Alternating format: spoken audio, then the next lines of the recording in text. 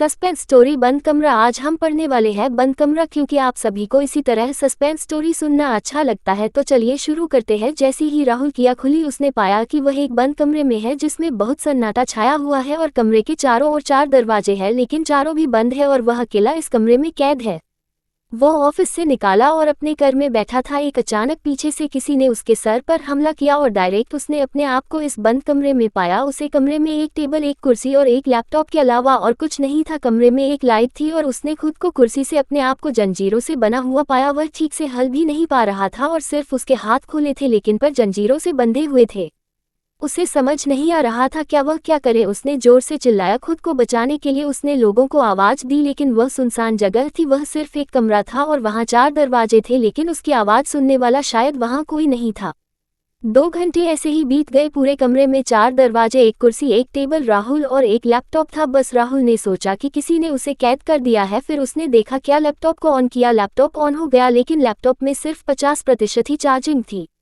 राहुल ने लैपटॉप की file checking तो उसमें एक फाइल थी लेकिन अचानक उसमें एक वीडियो कॉल ऑन हो गया जिसमें एक रिकॉर्डिंग वीडियो था। उसमें कहा गया था कि मुझे इस अकाउंट में 1 करोड़ रुपए चाहिए और अकाउंट नंबर, बैंक डिटेल वहां दी गई थी। राहुल के पास तो 1 करोड़ रुपए नहीं थे। उसने उसे नंबर पर कांटेक्ट करने की कोशिश की लेकिन वह कांटेक्ट नहीं हुआ। उसने वापस से वीडियो कॉल किया और कहा कि मेरे पास 1 करोड़ रुपए नहीं है। उसे एक और वीडियो कॉल आया जिसमें उसे कहा गया कि अगर तुम मुझे इस अकाउंट में 1 करोड़ रुपए ट्रांसफर नहीं करोगे तो मैं तुम्हें इसी कमरे में सड़ने दूंगा और बगैर खाना पानी के तुम कुछ ही दिन में मर जाओगे। ये सुनकर राहुल बहुत डर गया। उसने लैपटॉप पर अपना बैंक बैलेंस चेक किया तो उसने पाया कि उसके अकाउंट में सिर्फ 25,000 रुपया ही थे लेकिन उस आदमी को उसे 1 करोड़ रुपए देने थे। अब राहुल को समझ आ गया कि वो बहुत बड़ी मुसीबत में फंस गया है। अब उसे दोबारा से वीडियो कॉल आया और उसे कहा गया कि अगर तुमने मुझे 1 करोड़ रुपए नहीं दिए तो तुम मर जाओगे। तभी उसे कहा जाता है कि पीछे मुड़कर देखो। मुझे ऐसे ही पीछे मुड़कर देखता है तो दम हो जाता है क्योंकि उसके पीछे एक आदमी की लाश पड़ी होती है और उसे कहा जाता है कि इसमें भी मुझे पैसे नहीं दिए थे इसलिए मैंने इसे मार दिया।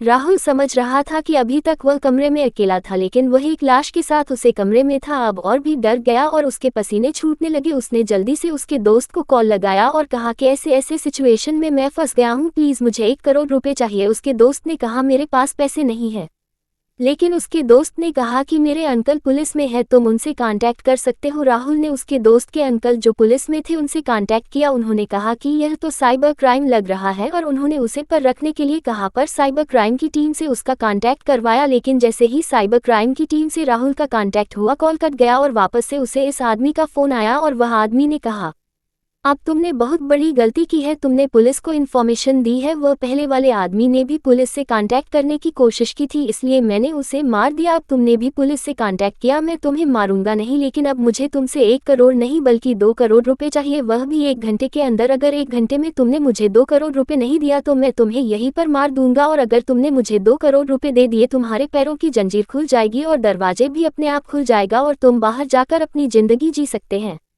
राहुल को और टेंशन होने लगी तो उसको 2 करोड़ रुपए देने हैं। अब उसे वापस से साइबर क्राइम वालों को फोन आया लेकिन राहुल ने कॉल डिस्कनेक्ट कर दिया क्योंकि उसे लग चुका था कि हो ना हो आदमी इसे जरूर कर रहा है। पर ये देखकर राहुल ने थोड़ा अकालमंदी से कम लिया।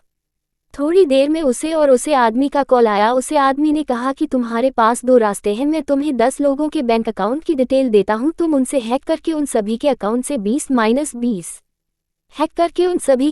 से 20 लाख रुपए मेरे अकाउंट में डालो जिससे कि 2 करोड़ रुपए पूरे हो जाएंगे। ये दूसरा तरीका है या फिर तुम अपने अकाउंट से मेरे अकाउंट में 2 करोड़ रुपए डालो। राहुल ने कहा मैं दूसरों के अकाउंट से पैसे निकाल सकता हूँ, ये तो इलीगल है। उसे आदमी ने कहा मुझे पता है कि तुम ये कर सकते हो क्योंकि तुम जहाँ काम करते हो वहाँ पर तुम्हें ये सिखाया जाता है कि कैसे लोगों के अकाउंट से पैसे निकाले जा सकते हैं। राहुल बड़ी ही होशियारी से कम लेता है और लोगों के अकाउंट चेक करता है लेकिन वह जानता था कि यह काम करना गलत है। वह कोडिंग करता है और कोडिंग में अपना मैसेज लिखकर क्राइम ब्रांच को देता है और साइबर क्राइम को उसके लोकेशन सेट करवाता है। साइबर क्राइम का ऑफिस नज़दीकी होता है। उन्हें जैसे ही मैसेज मिलता है वह फटाक से आते हैं और राहुल को बचा लेते हैं। राहुल अपनी अक्लमंदी से उसे किडनैपर से बच जाता है और लोगों के पैसे डूबने से बचा लेता है।